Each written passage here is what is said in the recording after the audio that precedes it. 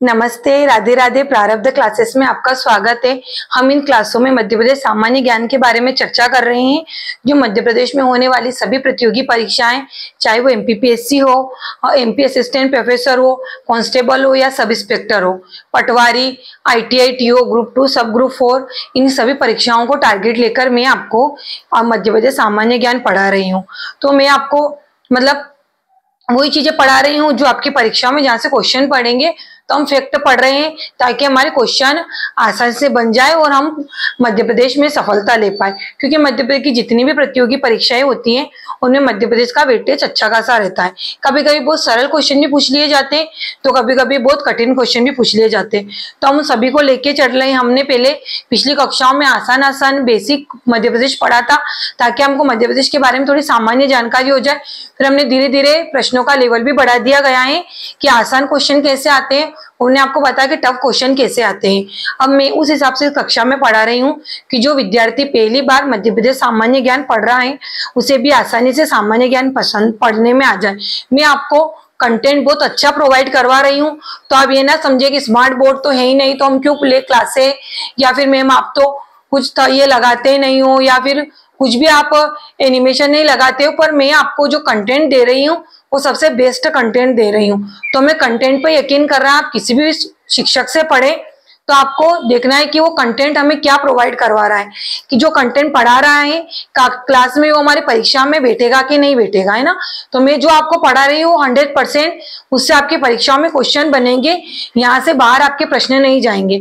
तो जो विद्यार्थी मध्य प्रदेश सामान्य ज्ञान पढ़ रहे हैं उनको मध्य प्रदेश सामान्य ज्ञान की टेंशन लेना बिल्कुल छोड़ देना है, क्योंकि मैंने वो टेंशन अपने हाथ में ले ली है।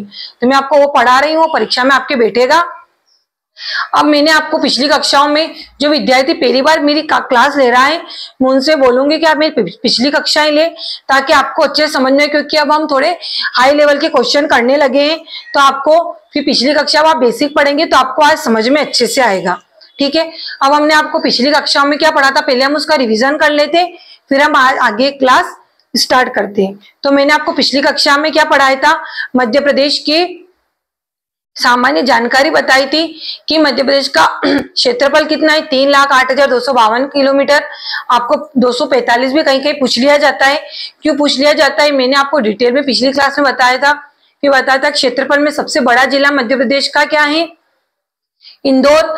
जनसंख्या में भी सबसे बड़ा जिला इंदौर ही है और जनसंख्या वृद्धि में भी सबसे बड़ा जिला इंदौर है। उसके बाद सबसे छोटा जिला बताया गया था मैंने आपको कि वर्तमान के अनुसार निवाड़ी है और 2011 के अनुसार हरदा है। फिर सबसे कम जनसंख्या किस जिले की है, सबसे ज्यादा जनसंख्या किस जिले की, पढ़ा चुकी हूं मैं। साक्षरता में सबसे बड़ा जिला मैंने आपको बताया था जबलपुर और न्यूनतम साक्षरता अलीराजपुर की है। मध्य प्रदेश का लिंगानुपात मैंने बताया था 931 है ना, 931 प्रति मध्य प्रदेश का लिंगानुपात बताया था। और मध्य प्रदेश का मैंने आपको जनगणना तो बताए, ये सब चीजें मैंने आपको पिछली क्लास में बता दी है। तो पिछली क्लास के आपको डिटेल से देखना है और उनके नोट्स बनाना है। अब हम आज क्या पढ़ना है उसकी डिटेल से चर्चा करते हैं। मैं आज आपको बता रही हूँ मध्य प्रदेश की सीमावर्ती जिले कि मध्य प्रदेश की सीमाओं पर कौन कौन से जिले स्थित है और कौन कौन से राज्य स्थित है और कितने जिले मध्य प्रदेश के उन राज्यों की सीमा को छूते। तो ये प्रश्न यहाँ से बनते हैं कि यूपी को मध्य प्रदेश के कितने जिले छूते हैं, राजस्थान को मध्य प्रदेश के कितने जिलों की सीमाएं छूती हैं, गुजरात को कितने जिलों की सीमाएं छूती है, महाराष्ट्र को कितने जिलों की सीमाएं छूती है। और जब छत्तीसगढ़ मध्य प्रदेश के अलग हो गया था 2000 में तो छत्तीसगढ़ को मध्य प्रदेश के कितने जिलों की सीमाएं छूती हैं।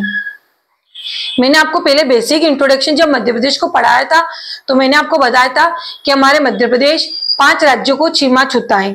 हमारा मध्य प्रदेश अंतर्वर्ती राज्य, यानी कि मध्य प्रदेश के आसपास ना तो कोई समुद्र है, ना कोई पहाड़ है, ना ही कोई खाई है ना, ना ही कोई नदियां हैं बड़ी।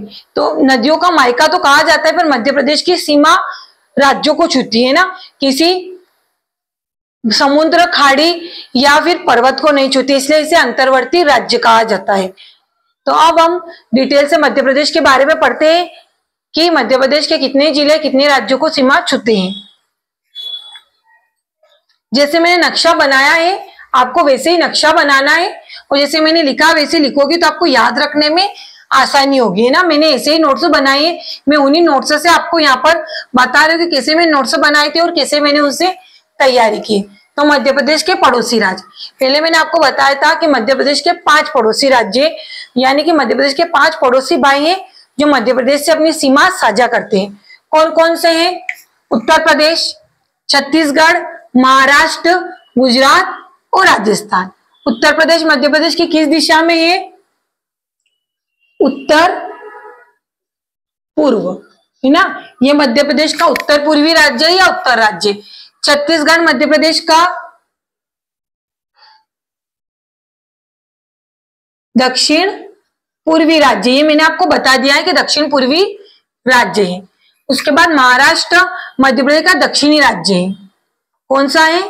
दक्षिणी सीमा पर स्थित है। कि आपसे पूछा जाए कि मध्य प्रदेश के दक्षिण में कौन सा राज्य है, तो मध्य प्रदेश के दक्षिण में महाराष्ट्र मध्य प्रदेश की सीमा को छूता है। फिर गुजरात मध्य प्रदेश का पूर्वी राज्य है ना।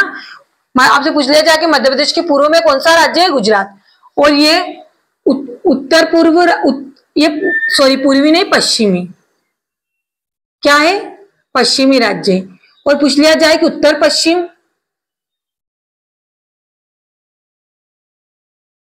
तो राजस्थान मध्य प्रदेश के उत्तर। देख लिए अपन दिशाओं का गणना करते हैं ना ऐसे, तो ये इस दिशा में स्थित है, तो ये उत्तर और पूर्व के मध्य आ गया।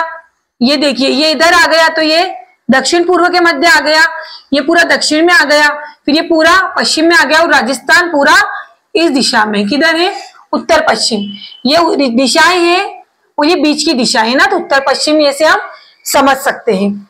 उसके बाद आपसे पूछा जाएगा कि मध्य प्रदेश के कितने जिले उत्तर प्रदेश को छूते हैं या उत्तर प्रदेश से अपनी सीमा साझा करते हैं, तो मध्य प्रदेश के 14 जिले उत्तर प्रदेश की सीमा पर स्थित है ना। ये पूरा उत्तर प्रदेश की सीमा यहाँ से यहाँ तक लगी हुई है, तो पूरा 14 जिले इस सीमा पर स्थित है। तो मध्य प्रदेश के 14 जिले उत्तर प्रदेश से सीमा साझा करते हैं। उसके बाद छत्तीसगढ़, क्योंकि छत्तीसगढ़ मध्य प्रदेश का पहले हिस्सा था पर अब अलग हो गया है, तो आपसे पूछ लिया जाएगा कि मध्य प्रदेश के कितने जिले छत्तीसगढ़ से सीमा छूते। आपको इसे लिखना है, मैंने सिर्फ शॉर्ट नोट्स बनाए, तो आपको लिखना है। देखो आप नोट करो कापी में कि मध्य प्रदेश के 14 जिले उत्तर प्रदेश को छूते हैं। उसके बाद आप लिखिए कि मध्य प्रदेश के 7 जिले छत्तीसगढ़ से सीमा बनाते हैं या छत्तीसगढ़ को छूते हैं। तो कितने जिले? 7 जिले, है ना। आपको पहले ऐसे पूरा डायग्राम बनाना है, इसे लिखना है और उसके नीचे पॉइंट बना के लिखना है। फिर लिखिए महाराष्ट्र, तो मध्य प्रदेश के 10 जिले महाराष्ट्र की सीमा को छूते हैं। कितने जिले? 10 जिले। मध्य प्रदेश के 10 जिले महाराष्ट्र की सीमा को छूते हैं, दक्षिणी जिले मध्य प्रदेश के। फिर लिखिए मध्य प्रदेश के 2 जिले गुजरात की सीमा को छूते हैं। कितने? मध्य प्रदेश के 2 जिले गुजरात की सीमा को छूते। आपको पूरा ऐसे लिखना है ये ना, मैंने सिर्फ आपको शॉर्ट में यहाँ पर समझाया है। तो मध्य प्रदेश के 2 जिले गुजरात को छूते हैं। फिर मध्य प्रदेश के 10 जिले राजस्थान की सीमा को छूते हैं। अब देखिए महाराष्ट्र के भी 10 जिले राजस्थान को छूते हैं, और नहीं महाराष्ट्र के नहीं, मध्य प्रदेश के 10 जिले महाराष्ट्र को छूते हैं और मध्य प्रदेश के 10 ही जिले इधर, ये यहाँ पर 10 जिले स्थित है, यहाँ से यहाँ तक राजस्थान को छूते हैं, तो 10 जिले मध्य प्रदेश के राजस्थान को छूते हैं। ऐसे ही हमें पूरा नोट करना है। तो गुजरात को कितने छूते हैं? 14।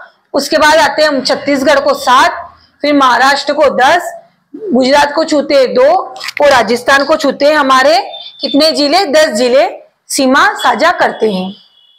ठीक है, फिर हम अब आगे पढ़ते हैं कि आपसे पूछ लिया जाएगा कि मध्य प्रदेश की सर्वाधिक सीमा कितनी? सर्वाधिक सीमा किस राज्य को स्पर्श करती है? यानी कि मध्य प्रदेश की सर्वाधिक सीमा किस राज्य को स्पर्श करती है? उत्तर प्रदेश को। अब कैसे? देखो मध्य प्रदेश के सबसे ज्यादा जिले आपसे पूछे जाए कि मध्य प्रदेश के सबसे ज्यादा जिले किस राज्य को छूते हैं? गुजरात राज्य को छूते हैं। आपको पॉइंट बनाना है कि मध्य प्रदेश के सर्वाधिक जिले गुजरात राज्य को छूते हैं। तो सबसे ज्यादा इनकी सबसे बड़ी बाउंड्री यही हो गई पूरी ये बाउंड्री। तो सर्वाधिक सीमा सबसे ज्यादा जिले गुजरात यूपी को ही छू रहे हैं, तो बाउंड्री भी ज्यादा हो गई पूरी। यहां से देखिए, यहां से लगाकर पूरी यहां तक, यहां से लगाकर पूरी यहां तक की जो सीमा है ये गुजरात को मध्य प्रदेश के स्पर्श की जाती है। तो कितनी? यूपी, है ना। तो उत्तर प्रदेश सर्वाधिक सीमा मध्य प्रदेश को छूती है। फिर मध्य प्रदेश की न्यूनतम सीमा किस राज्य को स्पर्श करती है? किसको करती है? गुजरात। अब कैसे? गुजरात को सिर्फ मध्य प्रदेश के सिर्फ 2 ही जिले, यानी कि सिर्फ ये इतनी सी सीमा मध्य प्रदेश के गुजरात को स्पर्श करती है। तो पूछ लिया जाएगा कि मध्य प्रदेश के की सबसे कम जिले किस राज्य की सीमा को साझा करते हैं? तो गुजरात राज्य को। या फिर पूछ लिया जाए कि मध्य प्रदेश की सबसे न्यूनतम सीमा किस राज्य को छूती है? गुजरात को। ये हमारे 4 क्वेश्चन इसी एक ही फैक्ट से बन गए। तो यहाँ पर हमारे पूरे 10 क्वेश्चन इस डायग्राम से बन जाते हैं, है ना। 10 और ये 14 क्वेश्चन आपके इतने से डायग्राम से बन जाते हैं। तो मध्य प्रदेश की सर्वाधिक सीमा किस जिले को, मध्य प्रदेश के सर्वाधिक जिले किस सीमा को छूते हैं? किस राज्य को छूते हैं? गुजरात राज्य, उत्तर प्रदेश राज्य को। और मध्य प्रदेश के सबसे कम जिले, मात्र 2 जिले गुजरात राज्य को सीमा साझा करते हैं। उसके बाद हम देखते हैं कि मध्य प्रदेश के 2 राज्यों को सीमा स्पर्श करता है ना। मध्य प्रदेश के 2 जिले, मध्य प्रदेश 2 राज्यों को, मध्य प्रदेश के 2 राज्यों की सीमाओं को स्पर्श करने वाले जिले, यानी कि कौन से जिले जो 2 राज्यों की सीमाओं को स्पर्श करते हैं। अब मैं आपको यहाँ पर अच्छे से डायग्राम बना के समझाती हूँ कि ताकि आपको अच्छे से समझ में आ जाए। डायग्राम से क्या चीजें हमें लंबे समय तक याद रखती है, और हमें चीजें याद रखनी इसीलिए हम पढ़ रहे हैं ना। तो हम डायग्राम बनाएंगे तो हमें चीजें लंबे समय तक याद रहेगी। अब सबसे पहले हम देखते हैं कि मुरैना और शिवपुर जिला राजस्थान और उत्तर प्रदेश दोनों को सीमा छूता है। अब देखिए, यहाँ राजस्थान आ गया, यहाँ उत्तर प्रदेश, तो ये यहाँ से राजस्थान बन रहा है और यहाँ से क्या बन रहा है? हमारा उत्तर प्रदेश। तो ये दोनों की यहाँ मध्य में बाउंड्री बनती है ना। तो यहाँ पर मुरैना आपको लिखना है, मुरैना ऐसे डायग्राम बना के, और शिवपुरी, मुरैना और शिवपुरी हमारे राजस्थान और उत्तर प्रदेश, इन्हीं दोनों राज्यों से सीमा साझा करते हैं। किन किन से? कौन कौन से राज्य करते हैं? मुरैना, वैसे मुरैना हमारा उत्तरी जिला है, मैंने पढ़ाया है आपको, है ना। ये मध्य प्रदेश का उत्तरी जिला क्या है? मुरैना। और मुरैना और शिवपुरी दोनों ही राज्य मध्य प्रदेश के उत्तर प्रदेश और राजस्थान दोनों राज्यों को सीमा छूते हैं। उसके बाद आ गया हमारा सिंगरौली जिला, जो मध्य प्रदेश का क्या है? पूर्वी जिला। तो सिंगरौली जिला उत्तर प्रदेश और छत्तीसगढ़ दोनों को सीमा साझा करता है। अब ये पूर्वी जिला है तो यहाँ पर आ जाता है, देखिए यहाँ पर क्या है? उत्तर प्रदेश और छत्तीसगढ़। तो यहाँ तक हमारा उत्तर प्रदेश है और यहाँ से छत्तीसगढ़ आ जाता है, ये यहाँ तक, है ना। यहाँ तक तो हमारा उत्तर प्रदेश आ गया और ये सीमा छत्तीसगढ़ की। तो यहाँ से पूरा उत्तर प्रदेश बन गया और यहाँ से पूरा हमारा ये छत्तीसगढ़ आ गया, है ना।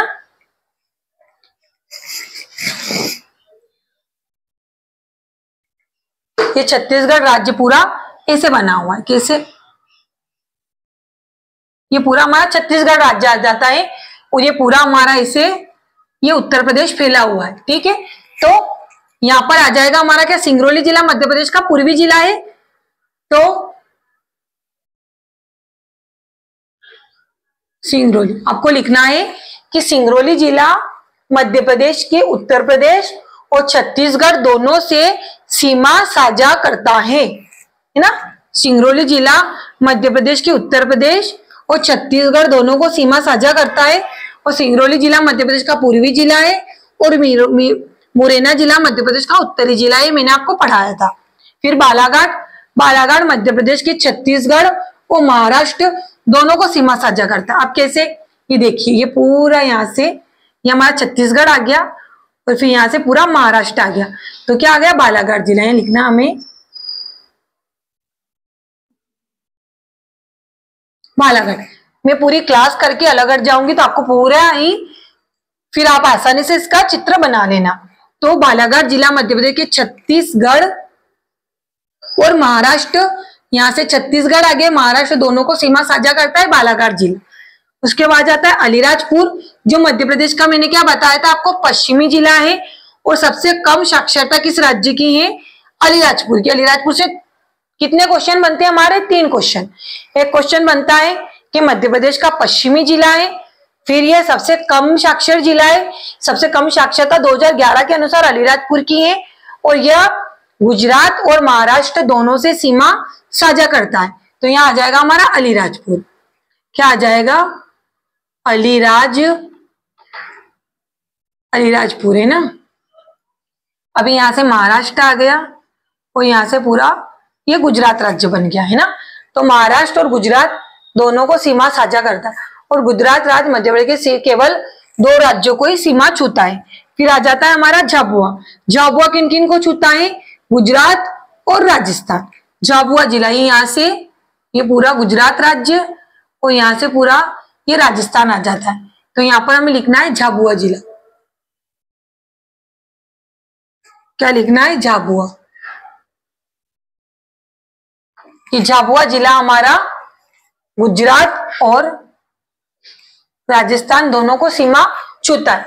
देखिए अब मैंने डायग्राम बना दिया तो नक्शे से क्या आपको याद रहेगा कि एक तो मुरैना मध्य प्रदेश का क्या है? पूर्वी जिला, उत्तरी जिला है, और मुरैना और शिवपुरी दोनों उत्तर प्रदेश और राजस्थान को सीमा छूते हैं। फिर सिंगरौली मध्य प्रदेश का पूर्वी जिला है, और यह मध्य प्रदेश के गुजरात और छत्तीसगढ़ दोनों को सीमा साझा करता है। फिर बालाघाट मध्य प्रदेश के छत्तीसगढ़ और महाराष्ट्र दोनों राज्यों की सीमा को स्पर्श करता है। फिर यहाँ आ जाते हैं अलीराजपुर, जो मध्य प्रदेश का पश्चिमी जिला है। ये मध्य प्रदेश का साक्षरता में कम जिला, सबसे कम साक्षरता इस राज्य की है, इस जिले की है सॉरी। और ये मध्य प्रदेश के गुजरात और महाराष्ट्र दोनों राज्यों की सीमा को छूता है।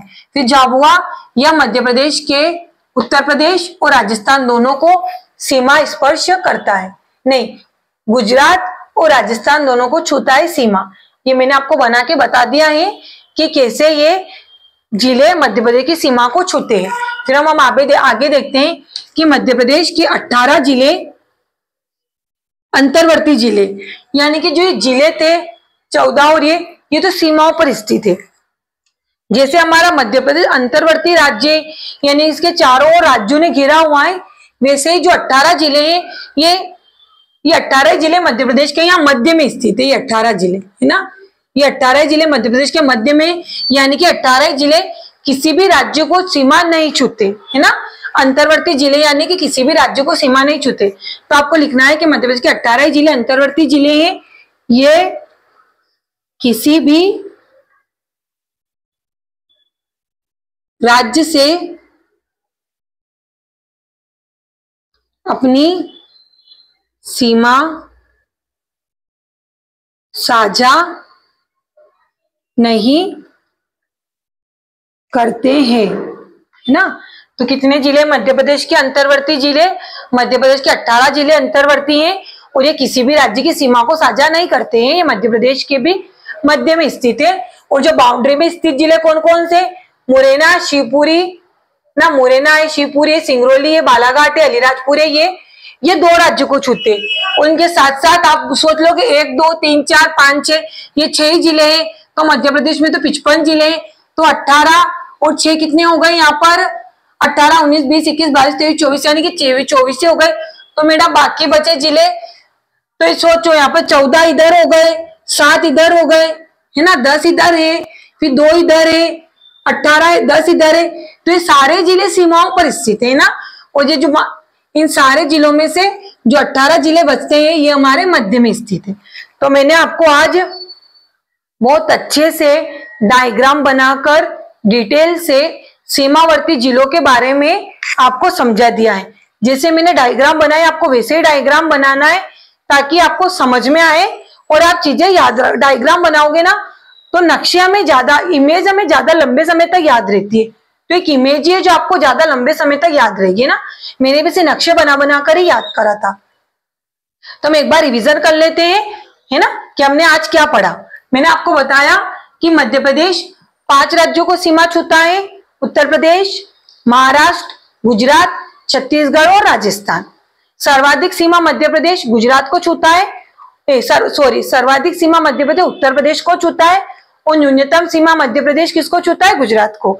मध्य प्रदेश के सर्वाधिक जिले 10 जिले गुजरात राज्य को स्पर्श, उत्तर प्रदेश राज्य को स्पर्श करते हैं और सबसे कम जिले मात्र 2 जिले मध्य प्रदेश के गुजरात राज्य को स्पर्श करते हैं। आज पूछा जाए कि मध्य प्रदेश के कितने जिले गुजरात राज्य को छूते हैं, तो 14 जिले। मध्य प्रदेश के 7 जिले छत्तीसगढ़ को स्पर्श करते हैं। फिर मध्य प्रदेश के 10 जिले महाराष्ट्र को स्पर्श करते हैं। मध्य प्रदेश के 2 जिले गुजरात राज्य को स्पर्श करते हैं और मध्य प्रदेश के 10 जिले राजस्थान राज्य को स्पर्श करते हैं। मध्य प्रदेश के 18 जिले अंतर्वर्ती जिले हैं जो किसी भी राज्य की सीमा को साझा नहीं करते हैं। फिर मध्य प्रदेश के वो जिले जो 2 राज्यों को सीमा छूते हैं, तो मध्य प्रदेश का जो मुरैना जिला है जो मध्य प्रदेश का उत्तरी जिला है, और साथ में शिवपुरी जिला मध्य प्रदेश के उत्तर प्रदेश और राजस्थान दोनों से अपनी सीमा साझा करता है। फिर मध्य प्रदेश का पूर्वी जिला है सिंगरौली जो मध्य प्रदेश, जो उत्तर प्रदेश और छत्तीसगढ़ दोनों से अपनी सीमा साझा करता है। फिर मध्य प्रदेश के बालाघाट जिला है जो मध्य प्रदेश के छत्तीसगढ़ और महाराष्ट्र दोनों से अपनी सीमा साझा करता है। फिर मध्य प्रदेश का अलीराजपुर जिला है जो मध्य प्रदेश का पश्चिमी जिला है, यह मध्य प्रदेश के महाराष्ट्र और गुजरात दोनों से अपनी सीमा साझा करता है। फिर मध्य प्रदेश का झाबुआ जिला है जो मध्य प्रदेश के गुजरात और राजस्थान दोनों से अपनी सीमा साझा करता है। देखो मैंने भी डायग्राम बनाया तभी मुझे ये जिले याद रहे, है ना, तो आपको भी ऐसे डायग्राम बनाने तो आपको ये जिले याद रहेंगे और हमें नक्शा भी याद रहेगा कि हमारे मध्य प्रदेश का नक्शा कैसा है, पूर्वी पश्चिमी जिला कौन सा है। तो हमारा मध्य प्रदेश का पूर्वी जिला क्या है? सिंगरौली जो ऊर्जा राजधानी भी है ना, पूर्वी जिला भी है और 2 राज्यों को भी स्पर्श करता है। मध्य प्रदेश का पश्चिमी जिला क्या? अलीराजपुर जो साक्षरता में सबसे कम जिला है। फिर मध्य प्रदेश का उत्तरी जिला पूछा जाए तो मुरैना जो 2 राज्यों को सीमा छूता है। मध्य प्रदेश का दक्षिणी जिला क्या है? बुरहानपुर, ठीक है। और ये बालाघाट दक्षिण में नहीं स्थित है, या सीमा पर स्थित है ना।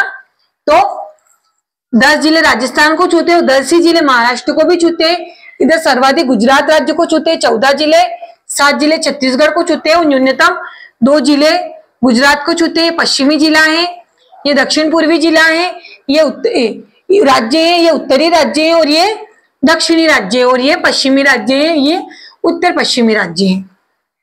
उसके बाद मैंने आपसे यहाँ की सर्वाधिक सीमा किस राज्य को स्पर्श करती है? गुजरात को करती है। न्यूनतम सीमा सर्वाधिक सीमा उत्तर प्रदेश राज्य को स्पर्श करती है, लगभग 14 जिले, और न्यूनतम सीमा स्पर्श करती गुजरात को कितने? 2 जिले, 2 जिले।